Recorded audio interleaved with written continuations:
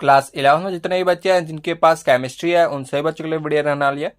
इस वीडियो में मैं आप सभी को केमिस्ट्री के मोस्ट इंपॉर्टेंट पीवाईक्यूज कराने जा रहा हूँ और ये क्वेश्चन हर साल रिपीट होते हैं, तो फिर आप इन क्वेश्चंस की प्रैक्टिस अच्छे से कर लेना। तो फटाफट से स्टार्ट करते हैं। और जो भी बच्चे फिजिक्स और मैथमेटिक्स की भी वीडियो चाहते हैं तो फिर उनके लिए ऑलरेडी वीडियो बना दी गई है। डिस्क्रिप्शन में आपको कंप्लीट प्लेलिस्ट का लिंक मिल जाएगा, जहां पर से विजिट करके आप हर एक वीडियो को अच्छे से देख सकते हैं। और उनमें जितने भी मैंने क्वेश्चंस कराए हैं आप उनको एक बार अपने आप से खुद से अटेम्प्ट करके जरूर से देखना। तो इस वीडियो को स्टार्ट करते हैं फर्स्ट क्वेश्चन से। चलिए स्टार्ट करते हैं फर्स्ट क्वेश्चन से। यहाँ पर मैं आपको बता देता हूँ, यहाँ पर जो आपको कैलकुलेशन का पार्ट होगा ना वो आपका होगा। बाकी मैं आपको यहाँ पर कंसेप्ट पूरा का पूरा बताऊंगा। कैलकुलेशन आप अपने आप से भी कर सकते हैं क्योंकि कैलकुलेशन में ना बहुत ज़्यादा टाइम चला जाता है इस वजह से, ठीक है। तो यहाँ पर आपको फर्स्ट क्वेश्चन बोला गया calculate the number of atoms in each of the following. तो यहाँ पर ना आपको हर एक केस में ना नंबर ऑफ एटम्स बताने। तो यहाँ पर सबसे पहले नंबर ऑफ मोल्स का आपका फॉर्मूला होता है number of moles given mass upon molar mass is equal to number of particles या एटम्स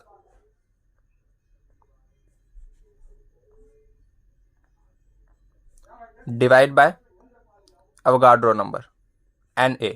और Na की आपको वैल्यू भी पता होना चाहिए। Na की जो वैल्यू होती है वो होती है 6.022 इंटू 10⁻23। तो आपको ना यहाँ पर हर एक केस में क्या फाइंड करना है, नंबर ऑफ पार्टिकल्स या एटम्स फाइंड करना है, ठीक है। नंबर ऑफ एटम्स फाइंड करना है। तो नंबर ऑफ एटम्स या पार्टिकल्स आपके यहाँ पर से मिलेंगे। अगर आपको नंबर ऑफ मोल्स की वैल्यू मिल जाए जिस भी तरीके से, तो फिर आप अगर उसको अवोगाड्रो नंबर से यहाँ पर जाके मल्टीप्लाई कर देते हैं तो फिर आपको ऑलरेडी किसकी वैल्यू मिल जाएगी, नंबर ऑफ पार्टिकल्स या एटम्स की, ठीक है। तो यहाँ पर फर्स्ट क्वेश्चन में आपको बोला गया ना कि आपके पास 52 मोल्स हैं किसके, आर्गन के। तो यहाँ पर फर्स्ट स्टार्ट करते हैं फर्स्ट वाला क्वेश्चन। यहाँ पर आपको बोला गया 52 मोल्स हैं, तो नंबर ऑफ मोल्स 52 मोल्स हैं। तो 52 मोल्स इज इक्वल टू, यहाँ पर डायरेक्टली हम इसके बराबर रख देते हैं नंबर ऑफ पार्टिकल्स या एटम्स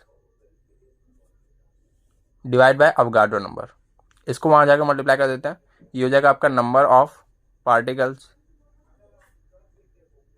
या एटम इज इक्वल टू 52 और इसकी वैल्यू कितनी थी 6.022 इंटू 10⁻23। तो इसको मल्टीप्लाई करते हैं, ये आ जाएगा आपका 3.13 इंटू 10⁻25। आप मल्टीप्लाई करके देख सकते हैं, यही आंसर आएगा, ठीक है। तो इतने नंबर ऑफ पार्टिकल्स किस में आ गए, 52 मोल्स ऑफ आर्गन, ठीक है। सेकंड में मैं बात करते हैं, इसमें आपको बोला गया 52 म्यू ऑफ He यानी कि हीलियम। तो यहाँ पर हीलियम का जो यहाँ पर आपका मोलर मास होता है वो होता है आपका 4, और यहाँ पर इसको हमने अगर डिवाइड कर दिया तो नंबर ऑफ पार्टिकल्स आ जाएंगे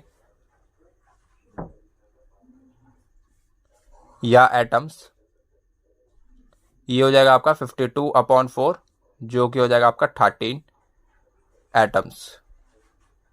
यहाँ पर इसके पीछे एटम्स भी लिख सकते हैं, कोई दिक्कत की बात नहीं है, ठीक है। और थर्ड क्वेश्चन में आपको बोला गया ना 52 ग्राम ऑफ He। तो थर्ड की बात कर लेते हैं 52 ग्राम ऑफ He यानी कि आपको ना यहाँ पर गिवन मास दिया हुआ है। मोलर मास आपको पता ही है, हीलियम का होता है 4, और नंबर ऑफ पार्टिकल्स आप यहाँ पर से आसानी से निकाल सकते हैं। तो यहाँ पर से गिवन मास है आपका 52, molar mass 4 is equal to number of atoms divide by Avogadro number. ये कटा, ये आ गया आपका 13, और इसको हम मल्टीप्लाई कर देते हैं 13 into Na, that will equal to number of atoms.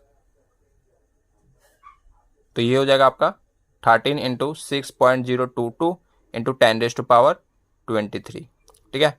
इन दोनों को मल्टीप्लाई करते हैं तो फिर ये आ जाएगा आपका 7.83 इंटू 10⁻24, इतने एटम्स।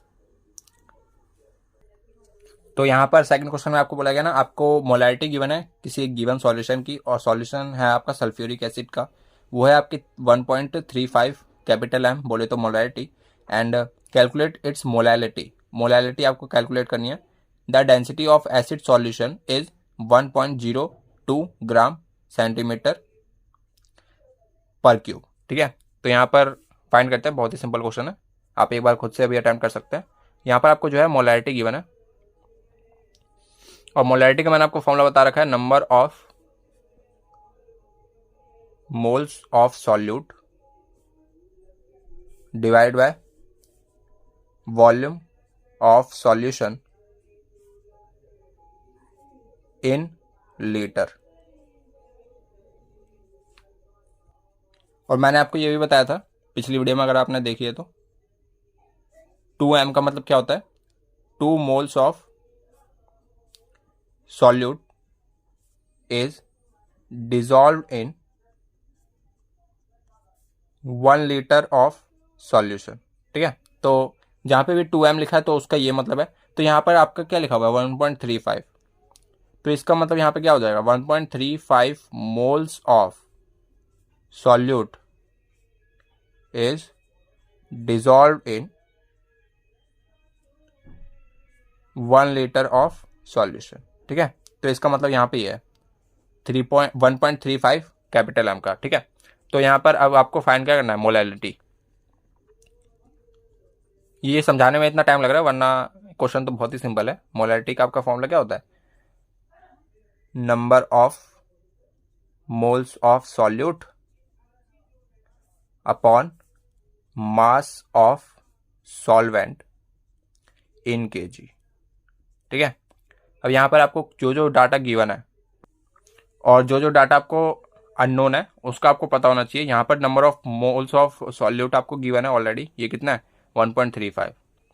1.35 मोल्स किसके हैं, ये आपके सॉल्यूट के मोल्स हैं। और यहाँ पर मास ऑफ सॉल्वेंट, अब देखना मास ऑफ सॉल्वेंट के लिए ना आपको एक हिंट दिया है, किस चीज़ का हिंट दिया है वो आपको यहाँ पर समझना होगा। यहाँ पर ना आपको डेंसिटी गिवन है किसकी, एसिड सॉल्यूशन की, वो है आपकी 1.02 ग्राम पर सेंटीमीटर क्यूब। ठीक है, तो यहाँ पर से डेंसिटी का आपका फॉर्मूला पता होना चाहिए, density is equal to mass upon volume. तो यहाँ पर अगर आपको दिख रहा है तो फिर यहाँ पर आपको ना, तो यहाँ पर से ना हम मास ऑफ सॉल्यूशन निकाल सकते हैं। ये जो सॉल्यूशन का मास है ना, ये यहाँ पर से हमें पता लग सकता है, volume of solution upon mass of solution upon volume of solution. ठीक है, वॉल्यूम ऑफ सॉल्यूशन कितना है 1 लीटर, जिसको हम क्या लिख सकते हैं 1000 ml। ठीक है, तो mass of solution is equal to density कितनी है 1.02, और यहाँ पर वॉल्यूम था हमारा 1 लीटर, जिसको हम लिख सकते हैं 1000 ml। तो इसको मल्टीप्लाई करते हैं, यह आ जाएगा आपका 1020, इतने ग्राम क्या आ गया मास ऑफ सॉल्यूशन। अब यहाँ पर आपको पता होना चाहिए जो भी आपका सॉल्यूशन होता है ना, वो 2 क्वांटिटी से मिलकर बनता है, सॉल्यूट प्लस सॉल्वेंट। यहाँ पर बात करें तो सॉल्यूट है आपका H2SO4, सॉल्वेंट है आपका क्या वाटर। इन दोनों के मिक्सचर से क्या बनता है सॉल्यूशन बन रहा है। ठीक है, तो सॉल्यूशन किन दो मिक्सचर से बन रहा है, ये बन रहा है आपका H2SO4 एंड वाटर से। तो यहाँ पर सॉल्वेंट हो गया आपका यहाँ पर वाटर, सॉल्यूट हो गया आपका H2SO4, ये बोलते हैं सल्फ्यूरिक एसिड। तो यहाँ पर अब मैं आपको ये बताना चाहता हूँ, मास ऑफ सॉल्यूशन मिला है अभी आपको यहाँ पर फॉर्मूले में क्या है मास ऑफ सॉल्वेंट। तो यहाँ पर आपको ना वाटर का जो अमाउंट है ना वो आपको यहाँ पर पता होना चाहिए, इसका मास कितना है। तो उसके लिए अगर मैं वाटर का अमाउंट निकालना चाहता हूँ तो वाटर का अमाउंट कैसे निकल जाएगा, सॉल्यूशन का जो मास है उसमें से अगर मैं H2SO4 का जो मास है उसको माइनस कर दूंगा तो फिर मुझे वाटर का मास मिल जाएगा। तो फिर यहाँ पर सॉल्यूशन का मास मुझे ऑलरेडी मिल रखा है 1020 ग्राम। ये किसका मास है, ये है आपका सॉल्यूशन का मास, इसका मास। अब आपको H2SO4 का निकालना है, तो H2SO4 के लिए हम क्या करेंगे, जो आपको यहाँ पर नंबर ऑफ मोल्स गिवन थे ना 1.35 मोल्स ऑफ सॉल्यूट, और सॉल्यूट क्या है H2SO4, 1.35 ये क्या है मोल्स ऑफ सॉल्यूट है। तो मोल्स का आपका फॉर्मूला होता है गिवन मास अपॉन मोलर मास। इसका गिवन मास निकालना है, तो मोलर मास इसका होता है हमारा 98, तो गिवन मास आ जाएगा आपका 1.35 इंटू 98, तो इन दोनों को मल्टीप्लाई कर देंगे, आपका आ जाएगा 132.3 ग्राम। ठीक है, तो ये आपको किसका अमाउंट मिल गया, ये मिल गया आपका H2SO4 का। तो सॉल्यूशन का अमाउंट आया 1020 ग्राम। सल्फ्यूरिक एसिड का आया हमारा यहाँ पर से 132.3 ग्राम। और ये किसका अमाउंट आएगा माइनस करने पे, वाटर का अमाउंट। तो इन दोनों को माइनस कर देते हैं, ये है आ जाएगा आपका 887.7 ग्राम। तो ये वाटर का अमाउंट आ गया। ठीक है, अब आपको ना यहाँ पर मोलैलिटी फाइंड करनी थी। तो number of moles of solute कितने हैं 1.35, और यहाँ पर mass of solvent in KG, ये ग्राम में है, केजी में कन्वर्ट करने के लिए 1000 से डिवाइड कर देते हैं। ये हो जाएगा आपका 3 पॉइंट आगे कर देते हैं, 1 2 3, तो 0.887। तो यहाँ पे रख देता हूँ मैं 0.887।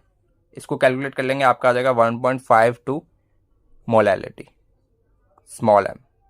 ठीक है, 1.52। तो यहाँ पर आप देख सकते हैं ये अच्छा क्वेश्चन तो नहीं था, पर इसमें जो कैलकुलेशन थी ना वो बहुत ही अच्छी थी। अगर आप कैलकुलेशन खुद से करते हैं तो फिर आपका कहीं ना कहीं एरर आ ही जाएगा। ठीक है, तो कैलकुलेशन आपको खुद ही करनी है, चाहे आप पेपर में करें चाहे अभी करें।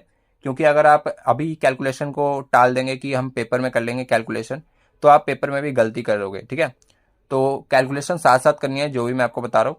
अगर आपका आंसर मैच होता है तो फिर आप आगे बढ़ जाना, वरना आप यहाँ पर कैलकुलेशन अच्छे से अटेम्प्ट करना। जैसे कि यहाँ पर आपको थर्ड क्वेश्चन में बोला गया ना, आपको empirical formula and molecular mass given है किसी कंपाउंड का। कंपाउंड है आपका CH2O एंड आपको मॉलिकुलर मास गिवन है 180 ग्राम पर मोल। एंड यहाँ पर बोला गया respectively what will be the molecular formula of a compound. आपको यहाँ पर ना मॉलिकुलर फॉर्मूला बताना है। तो सबसे पहले मैं ना आपको इसको थोड़ा सा कंसेप्ट रिवाइज करा देता हूँ। एम्पेरिकल फॉर्मूला की बात करें ना, तो मान लो यहाँ पर आपका एक मॉलिकुलर फॉर्मूला लिखा हुआ है ग्लूकोज का C6H12O6, ये आपका ग्लूकोज है। और इसकी एम्पेरिकल फॉर्मूला की बात करें ना, तो इसको ना हम फर्दर डिवाइड कर देते हैं। कैसे डिवाइड करेंगे, यहाँ पर अगर मैं इस पूरे नंबर को 6 से डिवाइड करूँ तो 6 बन जा 6 को अगर हम 12 से डिवाइड करेंगे आ जाएगा आपका 2, और O को जब हम 6 से डिवाइड करेंगे तो आ जाएगा आपका 1। तो यहाँ पर रेशियो था आपका 6:12:6 का, और यहाँ पर आ गया 1:1 का। ठीक है, तो ये रेशियो की बात हो गई। अगर मैं यहाँ पर मॉलिकुलर मास की बात करूँ तो ये होगा आपका 180 म्यू के बराबर। और यहाँ पर देखा जाए तो मैं आपको बता देता हूँ, कार्बन का होता है आपका 12, और 12 को अगर हम 6 से मल्टीप्लाई करेंगे तो फिर ये आ जाएगा आपका 72। और हाइड्रोजन का होता है 1, और 1 को जब हम 12 से मल्टीप्लाई करेंगे तो फिर ये आ जाएगा आपका 12। तो ये आ गया आपका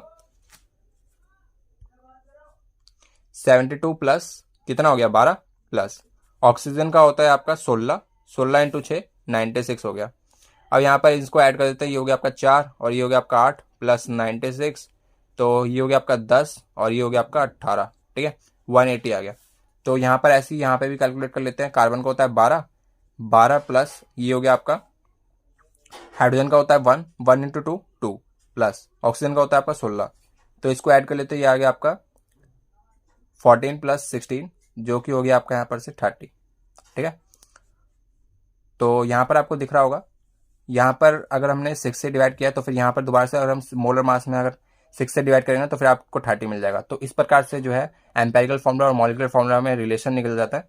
एम्पेरिकल फॉर्मूला को जब हम किसी भी एन से मल्टीप्लाई करेंगे ना, तब आपको क्या मिल जाएगा मॉलिकुलर फॉर्मूला। जैसे आप यहाँ पर देख सकते हैं, मान लो आपका एक ग्लूकोज था, तो ग्लूकोज के एम्पेरिकल फॉर्मूला में ग्लूकोज का एम्पेरिकल फॉर्मूला आया था आपका C1H2O1। तो यहाँ पर से इसका जो एम्पेरिकल फॉर्मूला आया था उसमें अगर हम 66 से मल्टीप्लाई करते हैं, इसमें अगर हम 6 से मल्टीप्लाई करते हैं तो फिर आपको किसका मिल जाएगा, ये आपको मिल जाएगा मॉलिकुलर फॉर्मूला। ठीक है, तो इस प्रकार से ये रिलेशन आ जाता है। एन यहाँ पर नेचुरल नंबर को बिलोंग करता है। ठीक है, तो यहाँ पर से स्टार्ट करते हैं क्वेश्चन को। बहुत ही सिंपल क्वेश्चन है, बस आपको ये अगर ये आ गया तो फिर एक क्वेश्चन तो आपका इसमें हर साल रिपीट होता है। Empirical formula and molecular mass of a compound are CH2O and 180 gram per mole और respectively what will be the molecular formula of a compound. ठीक है, तो यहाँ पर इनडायरेक्टली देखा जाए तो यही क्वेश्चन हो गया। यहाँ पर एम्पेरिकल फॉर्मूला हमारा क्या आया था CH2O और मॉलिकुलर फॉर्मूला ये था आपका मॉलिकुलर फॉर्मूला किसका, ग्लूकोज का 180 म्यू, और यहाँ पे भी यही है 180 ग्राम पर मोल। ठीक है। तो यहाँ पर से आपको मॉलिक्यूलर फॉर्मूला बताना है, तो इसका एग्जैक्ट आंसर तो C6H12O6 है मॉलिक्यूलर फॉर्मूला, ठीक है। पर मैं आपको करके दिखा देता हूँ। यहाँ पर जो है आपको मॉलिक्यूलर फॉर्मूला निकालना है।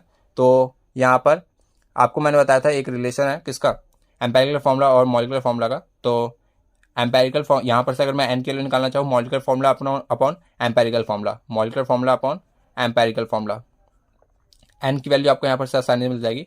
मॉलिक्यूलर फॉर्मूला आपका क्या है, मॉलिक्यूलर फॉर्मूला का आपको मास गिवन है 180, और इसका मास निकालेंगे तो फिर अभी हमने इसका मास क्या निकाला है 30, इसको डिवाइड कर देते हैं, ये आ गया आपका 6, तो एन की वैल्यू मिल गया आपको 6, और 6 से जब हम मॉलिक्यूलर एम्पेरिकल फॉर्मूला को मल्टीप्लाई कर देंगे तो फिर आपको क्या मिल जाता है, मॉलिक्यूलर फॉर्मूला।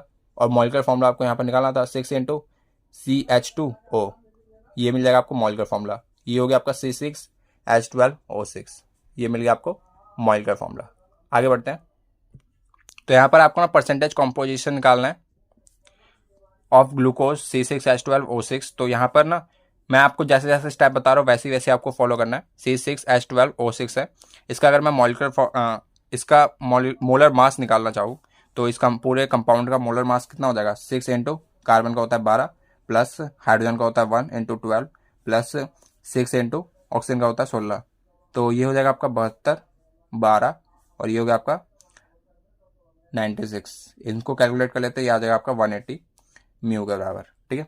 तो यहाँ पर से ना अब हम क्या करेंगे, सबसे पहले जितने भी एलिमेंट है ना सबको लिख लेते हैं, मास percent of carbon,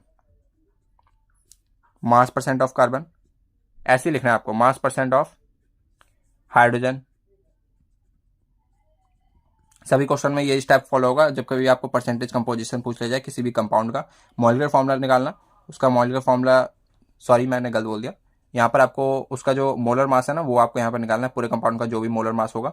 molar mass निकालने के बाद आपको ऐसे करना है, मास परसेंट ऑफ जितने भी आपके यहाँ पर एलिमेंट होंगे उनको एलिमेंट को यहाँ पर लिख लेना है, और लास्ट एलिमेंट बचा आपका यहाँ पर oxygen, mass percent of oxygen.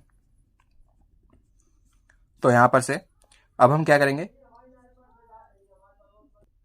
अब यहाँ पर ना आपको देखना है कि आपको स्टेप कैसे करना है, ठीक है। मैं आपको ये बताता हूँ।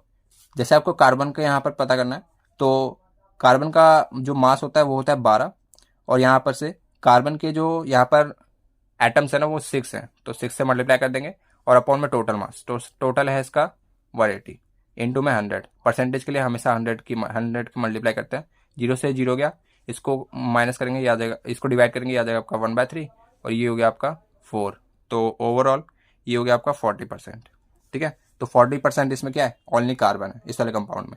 और यहाँ पर से हाइड्रोजन की बात करें तो 1 इसका क्या है, मोलर मास, और यहाँ पर इसको जब हम इसमें जितने भी एटम्स हैं उससे मल्टीप्लाई करते हैं और डिवाइड बाय टोटल इंटू में 100, 10 से 10, ये हो गया आपका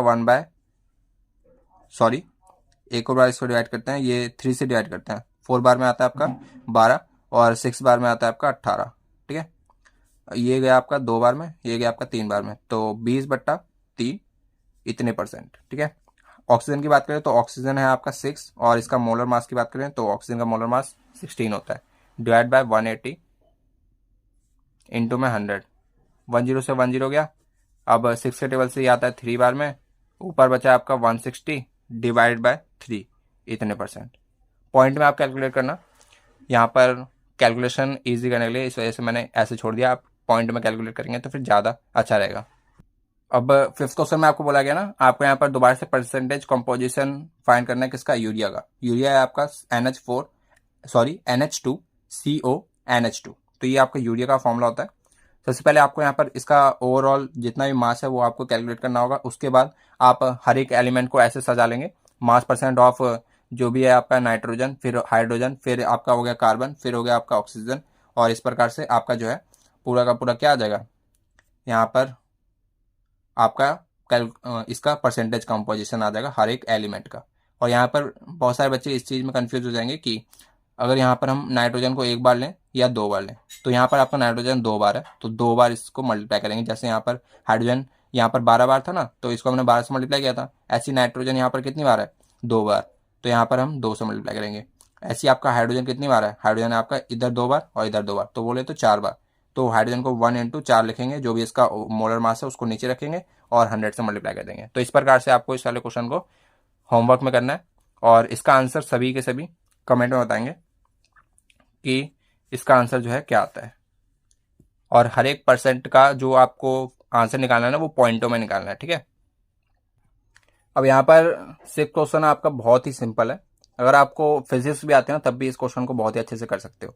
स्पीड बतानी है वेव की, which has wavelength of 4 × 10⁻⁻8 metre and of 2 seconds. तो यहाँ पर ना आपको वेव लेंथ दी है। तो वेव लेंथ ना एक प्रकार का डिस्टेंस ही होता है, अगर आपको पता हो तो। अगर स्पीड की बात करें ना तो स्पीड को हम v से रिप्रेजेंट कर देते हैं, ये होता है आपका λ/t। और इसको अगर हम फर्दर और सिंप्लीफाई करें तो ये होता है आपका लैम्डा 1/t को हम ले सकते हैं न्यू या तो फ्रीक्वेंसी, ठीक है। दोनों का दोनों एक ही होता है। अब यहाँ पर से लैम्डा की वैल्यू आपको यहाँ पर गिवन है कितनी है, 4 × 10⁻⁻8 मीटर, टाइम है आपका 10 सेकेंड। इसको ऊपर भेज देते हैं 4 × 10⁻⁹ इतने मीटर पर सेकेंड। अब यहाँ पर 7 क्वेश्चन में आपको बोला गया ना, यहाँ पर आपको स्पीड फाइंड करनी है किसकी, वेव की। और सॉरी मैंने गलत बोल दिया थोड़ा सा। यहाँ पर आपको बोला गया ना speed of a wave is 200 metre per second, what is its frequency when its wavelength is 500 Armstrong, ठीक है। तो यहाँ पर आपको स्पीड गिवन है 200 metre per second and what is its frequency. यहाँ पर आपको फ्रीक्वेंसी बतानी है। फ्रीक्वेंसी होता है आपका 1/t, 1 टाइम पीरियड को कहते हैं हम फ्रीक्वेंसी। और आपको यहाँ पर बोला गया जब इसकी वेवलेंथ कितनी हो, 500 मीटर पर 500 आर्मस्ट्रॉन्ग। ये जो A0 है ना इसको हम कहते हैं आर्मस्ट्रॉन्ग, ठीक है। और A0 की मैं आपको मीटर में वैल्यू बता देता हूँ, ये होता है आपका 10⁻⁻10 मीटर, ठीक है। अब यहाँ पर आपको क्या करना होगा, स्पीड बराबर होता है आपका λ/t और यहाँ पर से हम λ/1/t को लिख सकते हैं, हम 1/t को ले सकते हैं हम क्या, फ्रीक्वेंसी, ये वाली फ्रीक्वेंसी। तो ये हो गया आपका lambda into frequency is equal to we.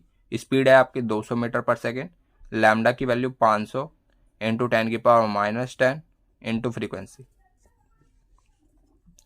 Frequency की वैल्यू बहुत ही सिंपल है, ये हो जाएगा आपका 200/500 इंटू 10⁻⁻10, 2 0 से 2 0 गया, 2/5 को अगर हम डिवाइड करते हैं तो फिर ये आ जाएगा आपका 0.4 और इसको ऊपर ले जाते हैं 0.4 इंटू 10⁻10, ये आ गई आपकी क्या, फ्रीक्वेंसी।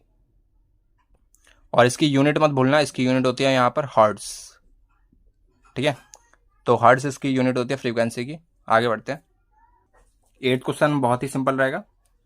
तो यहाँ पर आपको बोला गया ना, आपको यहाँ पर 200 हर्ट्ज क्या गिवन है, frequency of wavelength 800 Armstrong and what distance will it covers in 20 second. यहाँ पर आपको डिस्टेंस फाइंड करना है कि 20 सेकेंड में ना ये कितना डिस्टेंस कवर कर लेगा। तो सबसे पहले आपको मैं बताया था, और कोई बॉडी अगर किसी यूनिफॉर्म स्पीड से चलते हैं तो फिर आपकी स्पीड जो है वो हमेशा कांस्टेंट रहती है। तो यहाँ पर स्पीड की बात करें तो स्पीड होता है आपका लैम्डा इंटू न्यू, या फिर आप इसको फ्रीक्वेंसी भी लिख सकते हैं। तो v बराबर हो जाएगा, लैम्डा की वैल्यू है आपकी यहाँ पर 800 आर्मस्ट्रॉन्ग, 800 इंटू 10⁻⁻10 और फ्रीक्वेंसी है आपकी 200 की। तो v इज इक्वल टू ये हो जाएगा आपका 8 × 16 और ये हो गया आपके 2020 10⁻4 इंटू 10⁻⁻10। तो कैलकुलेट कर लेते हैं, 16 इंटू 10⁻⁻6 मीटर पर सेकेंड। ये क्या आ गया आपका, ये आ गया आपका स्पीड। अब यहाँ पर आपको फाइंड क्या करना था, यहाँ पर आपको बताया था वॉट डिस्टेंस। यहाँ पर आपको डिस्टेंस फाइंड करना है कि 20 सेकंड में कितना डिस्टेंस कवर कर लेगा। तो यहाँ पर v बराबर होता है आपका λ/t। अगर आपको यहाँ पर टाइम गिवन है, लैम्डा की वैल्यू यहाँ पर आपको फाइंड करनी है, तो लैम्डा हो जाएगा आपका यहाँ पर v into t. Lambda is equal to v की वैल्यू कितनी हो गई, 16 इंटू 10⁻⁻6। यहाँ से हमने इसकी वैल्यू लिया ये स्पीड की, और टाइम है आपका कितना, 20 सेकेंड। मल्टीप्लाई कर देते हैं, ये आ जाएगा आपका 16 × 32 और 1 0 इसको दे दिया 10⁻⁻5। इतने मीटर जो है आपका यहाँ पर ये लैम्डा की वैल्यू आएगी। तो यहाँ पर ना आपको 9th क्वेश्चन में आपको बोला गया ना कि आपको यहाँ पर रेडियस फाइंड करनी है हाइड्रोजन एटम की in first, second and third shell. तो यहाँ पर ना रेडियस का फॉर्मूला होता है, यहाँ पर रेडियस का फॉर्मूला मैं आपको बताता हूँ, 0.53 n square by Z angstrom. ठीक है, ये होता है आपका यहाँ पर रेडियस। और यहाँ पर मैं सारी की सारी यूनिट भी यहाँ पर डिफाइन कर देता हूँ। यहाँ पर जो एन है ना, वो आपका नंबर ऑफ सेल को रिप्रेजेंट करता है कि किस सेल में। और यहाँ पर जो आपका जेड है, ये आपका रिप्रेजेंट करता है एटॉमिक नंबर को।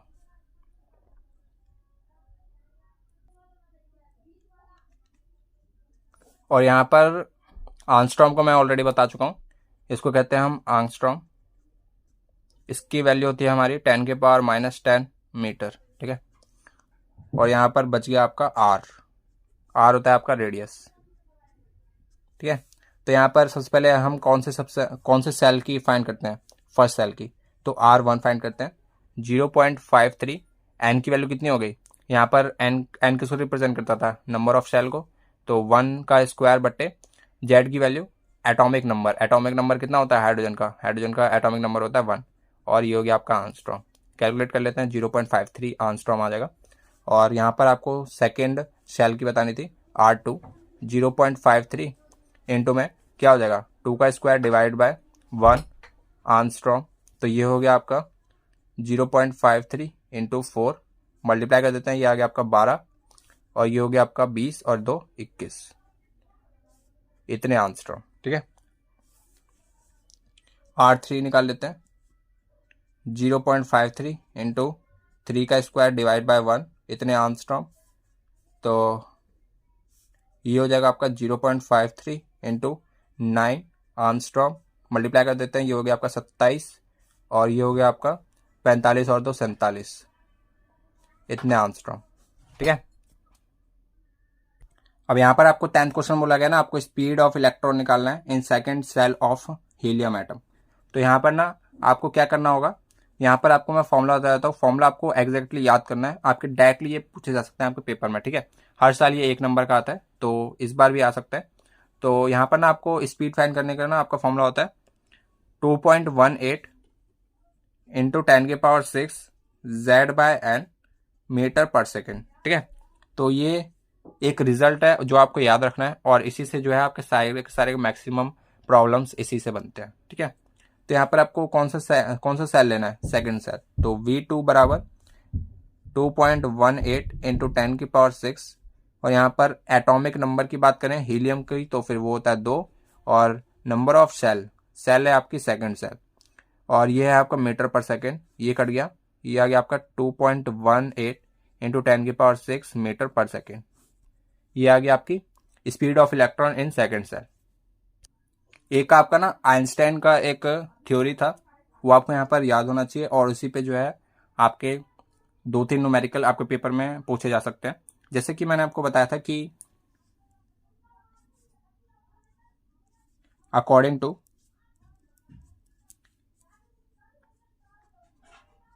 प्लैंक्स थ्योरी,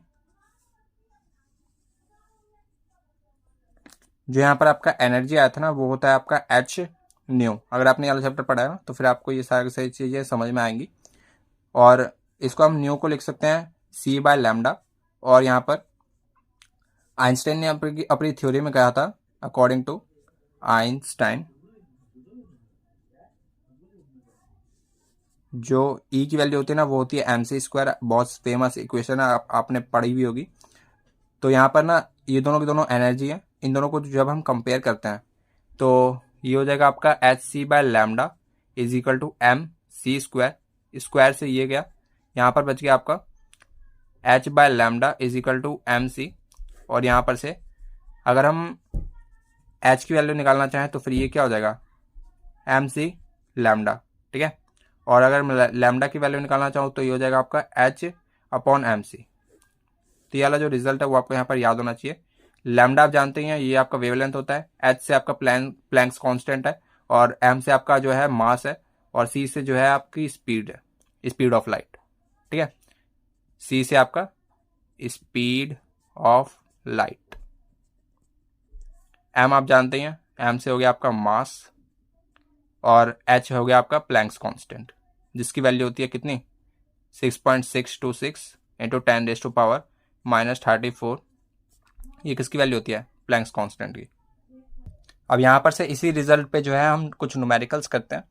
बहुत ही ज़्यादा सिंपल क्वेश्चन आते हैं इस वाले रिजल्ट पर, तो आपको बस इसका फॉर्मूला याद होना चाहिए। अगर आपको फॉर्मूला भी याद नहीं आना तो फिर आप डेरिवेशन कर सकते हैं।